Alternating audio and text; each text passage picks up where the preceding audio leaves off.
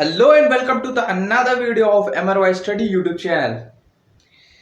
अभी तक हम क्या पढ़ रहे थे? अभी तक हमने ये पढ़ा था कि हमारी इंडिया की इकोनॉमी कैसे सेटअप हुई। 1947 से लेकर 1990 तक हमारी इंडिया की इकोनॉमी कैसे सेटअप हो गई।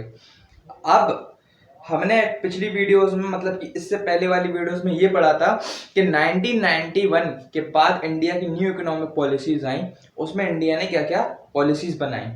अब हमारी इंडिया की जो करंट कंडीशन है, मतलब कि हमारी इंडिया जिस चैलेंजेस से गुजर रही है, उन चैलेंजेस के बारे में हम पढ़ेंगे। तो उन चैलेंजेस में जो सबसे बड़ा इशू या सबसे बड़ा फेलियर जो आता है हमारी इंडिया की इकोनॉमी को, वो आता है पॉवर्टी। अब पॉवर्टी के बारे में डिस्कस कर लेते, पॉवर्टी है क्या। तो पॉवर्टी चैप्टर शुरू करने से पहले हमारी इंडियन इकोनॉमिक डेवलपमेंट में एक कोट्स है, मतलब कि एक कोट दिया है एडम स्मिथ ने। उस एडम स्मिथ के कोट को हम पढ़ते हैं कि no society can surely be flourishing and happy of which the far greater part of the members are poor and miserable. तो एडम स्मिथ के कहने का मतलब ये है कि कोई भी सोसाइटी जब तक हैप्पी नहीं रह सकती जब तक उस सोसाइटी के कुछ मेंबर्स क्या हो, पुअर हो। तो सीधे सीधा कहने का मतलब ये था एडम स्मिथ का कि पॉवर्टी एक मेजर इशू है एक सोसाइटी का। दूसरी ओर अगर हम देखते हैं तो हमारी इंडिया, जब से हमने इंडियन इकोनॉमिक डेवलपमेंट मतलब कि हमने जब से इंडिया की इकोनॉमी का डेवलपमेंट किया है, तब से हम ये देख रहे हैं कि पॉवर्टी एक मेन इशू बना हुआ है हमारी इंडिया की इकोनॉमी में। और अगर हम देखें तो जवाहरलाल नेहरू ने जब इंडियन कॉन्स्टिट्यूशन असेंबली जो हमारी बन रही थी 1947 में, जब हमारा जो कॉन्स्टिट्यूशन था वो बनाया जा रहा था, उस वक्त जवाहरलाल नेहरू ने भी एक बात बोली थी और उस बात में उन्होंने भी पॉवर्टी को एक मेन इशू लिया था। ठीक है, तो इस वजह से हम देखते हैं कि पॉवर्टी हमारा एक बहुत बड़ा इशू है हमारी इंडिया की इकोनॉमी में, एक बहुत बड़ा फेलियर है। तो अब चलो पढ़ते हैं कि पॉवर्टी है क्या। देखो, पॉवर्टी इज सिचुएशन, पॉवर्टी एक ऐसी सिचुएशन है in which people not have enough to eat. People के पास क्या है, खाने तक के लिए अच्छी चीजें नहीं है, मतलब कि खाना नसीब नहीं है। अच्छी चीजें क्या, उनके पास खाना भी नसीब नहीं है। इन एडिक्वेट शेल्टर, उनके पास रहने के लिए सही घर नहीं है। No access to education and health, और उनके पास क्या नहीं है, एजुकेशन और हेल्थ नहीं है। ऐसी सिचुएशन को बोलते हैं जहां पर खाना नहीं है, जहां पर रहने के लिए मकान नहीं है, जहां पर एजुकेशन नहीं है और जहां पर हेल्थ नहीं है। उस सिचुएशन को बोलते हैं हम क्या, उस सिचुएशन को बोलते हैं पॉवर्टी। अब पॉवर्टी के कुछ इंडिकेटर्स होते हैं कि पॉवर्टी हम देख के तो पता नहीं लगा सकते कि भाई ये पुअर है कि ये रिच है। अब पुअर देखने के लिए हमें क्या करना पड़ेगा, उसके इन्वायरमेंट को पता करना पड़ेगा कि उसका इन्वायरमेंट कैसा है। तो उसके इन्वायरमेंट को पता करने के लिए हमने कुछ इंडिकेटर्स बनाए हैं। अब वो इंडिकेटर्स क्या है उनके बारे में पढ़ते। देखो, सबसे पहले इंडिकेटर जो आता है हमारा, वो आता है level of income in consumption, कि मतलब कि भाई उनकी इनकम है कितनी और साथ ही साथ उनका कंजप्शन क्या है। अगर दूसरी चीज देखें तो वो है सोशल इंडिकेटर्स, मतलब कि सोसाइटी में उनका क्या क्या स्टेटस है, सोसाइटी में उनको कैसे उनको ट्रीट किया जाता है। तीसरा अगर हम देखें, indicators of vulnerability to risk, मतलब कि उनकी जो लाइफ है उसमें क्या क्या रिस्क है, जैसे कि हेल्थ से रिलेटेड हो गया।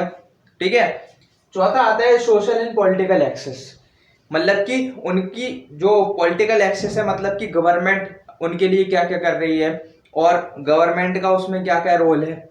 वो सारे इंडिकेटर से हम क्या पता लगाते हैं कि हम कि पॉवर्टी क्या है, कि मतलब कि कोई एक पर्सन वो पुअर है कि नहीं है। इन इंडिकेटर्स के जरिए हम ये पता लगाते हैं कि वो पॉवर्टी से गुजर रहा है, वो पॉवर्टी की सिचुएशन में है या नहीं। ठीक है, तो अब हम कुछ एग्जाम्पल्स के जरिए देखते हैं कि पॉवर्टी है क्या असलियत में। तो अब हम पढ़ते हैं कि हु आर द पुअर्स, मतलब कि पुअर कौन है। इसका मतलब ये है कि features of poor and features of poor और पॉवर्टी, मतलब कि हम अब जब पॉवर्टी पढ़ रहे हैं तो हम ये कैसे पता लगाएंगे कि पर्टिकुलर पर्सन या पर्टिकुलर सोसाइटी पुअर कैसे है। तो उस पुअरनेस को पता करने के लिए हमारे पास कुछ फीचर्स हैं।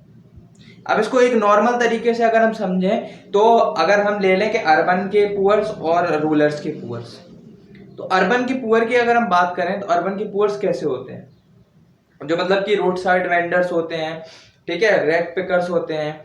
ऐसे आप देख सकते हैं कि ये सब कौन है, पुअर है।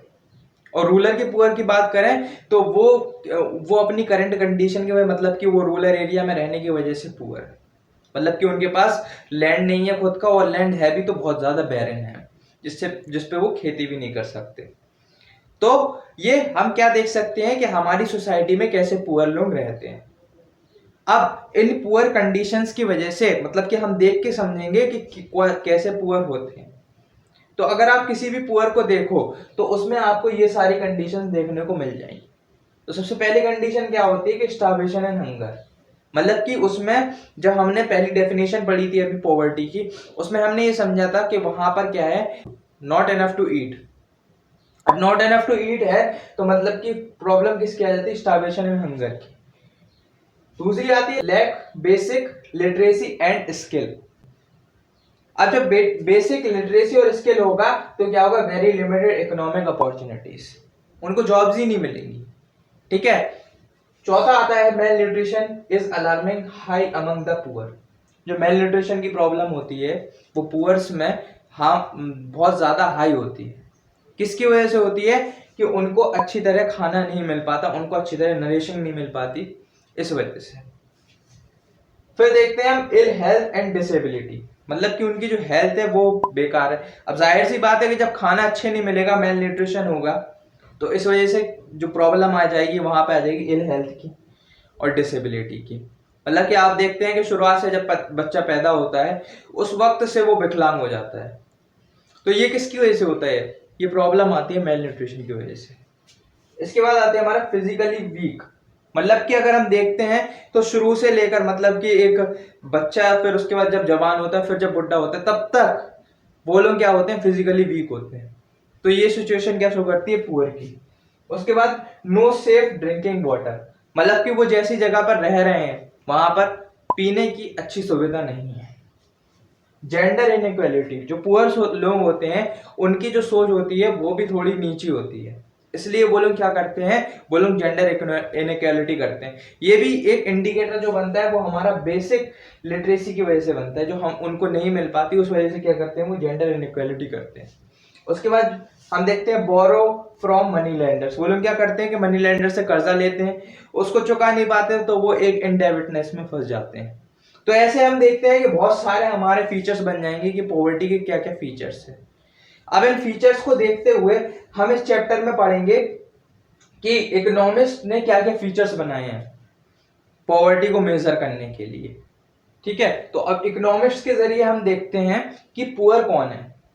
अब भैया हम इकोनॉमिक्स पढ़ रहे हैं तो इकोनॉमिक्स में हम क्या है, हम एक इकोनॉमिस्ट हैं। आप इकोनॉमिक्स स्टडी कर रहे हैं, आप लोग क्या हैं, आप लोग सब इकोनॉमिस्ट हैं। तो इकोनॉमिस्ट क्या करेंगे, इकोनॉमिक्स वो जो हम जो पढ़ रहे थे उनके बेसिस पर ये तय करेंगे कि पुअर कौन है, नहीं। इकोनॉमिस्ट क्या करेंगे, इकोनॉमिस्ट ऑक्यूपेशन और ओनरशिप ऑफ एसेट्स के बेसिस पे ये तय करेंगे वो पुअर हैं या नहीं। अब इकोनॉमिस्ट के जरिए हम देखते हैं कि क्या कौन लोग पुअर हैं।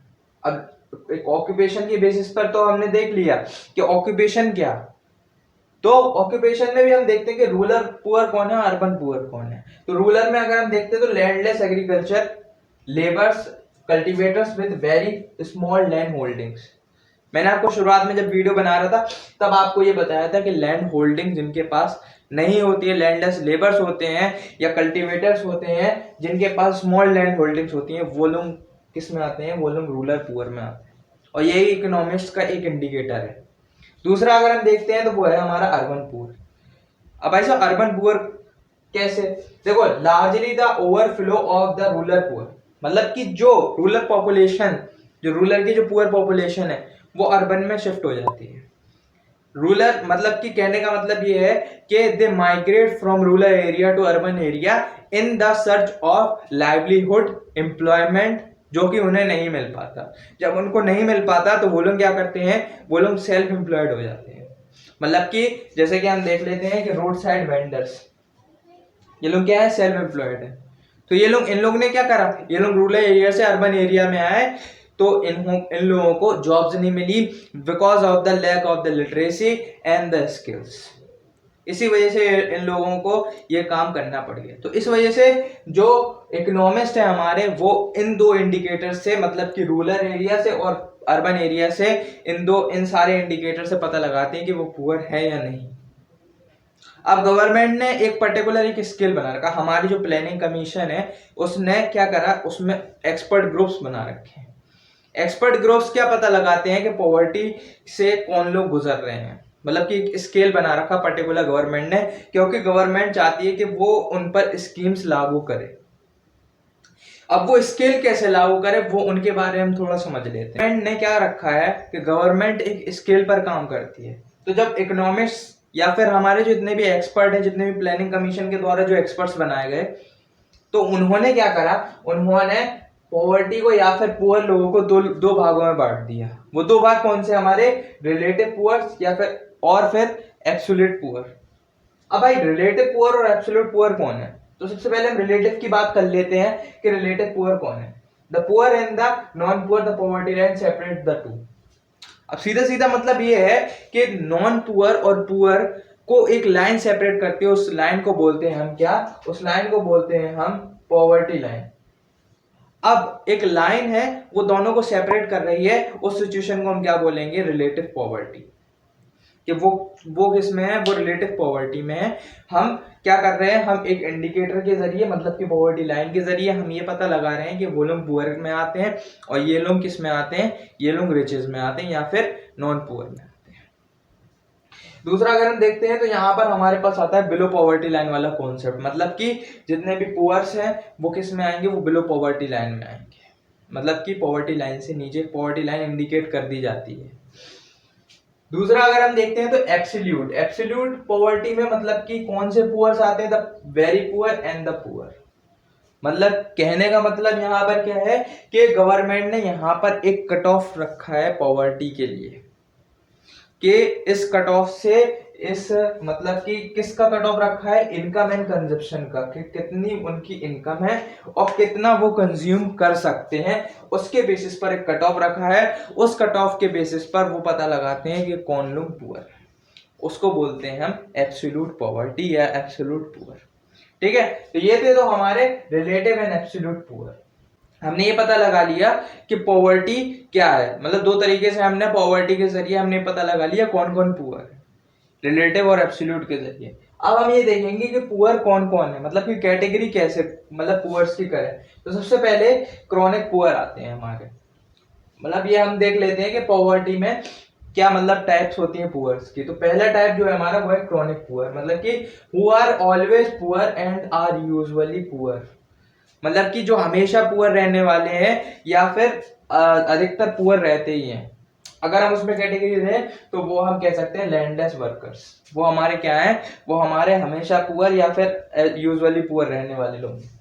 उसके बाद आते हैं ट्रांजिट पुअर, मतलब कि those who are moving in and out of poverty, मतलब कि जो पॉवर्टी से निकल रहे हैं या पॉवर्टी में वापस आ जा रहे हैं, उनको क्या बोलते हैं, ट्रांजिट पुअर बोलते हैं। मतलब कि जो सीजनल वर्कर्स होते हैं या फिर ओकेजनल वर्कर्स होते हैं, उनको हम किस लिस्ट में रखते हैं, ट्रांजिट पुअर में रखते हैं। तो तीसरा आता है हमारा नेवर पुअर। अब ये नेवर पुअर कौन है, नेवर पुअर है हमारे नॉन पुअर पीपल्स।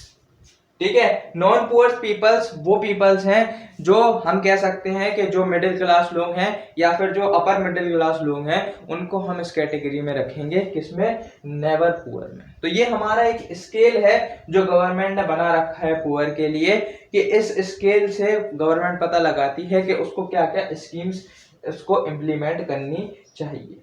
इस वीडियो में अगर कुछ समझ में नहीं आया हो तो कमेंट सेक्शन में जरूर लिखना, वीडियो लाइक कर देना और चैनल को सब्सक्राइब नहीं करा तो सब्सक्राइब कर देना।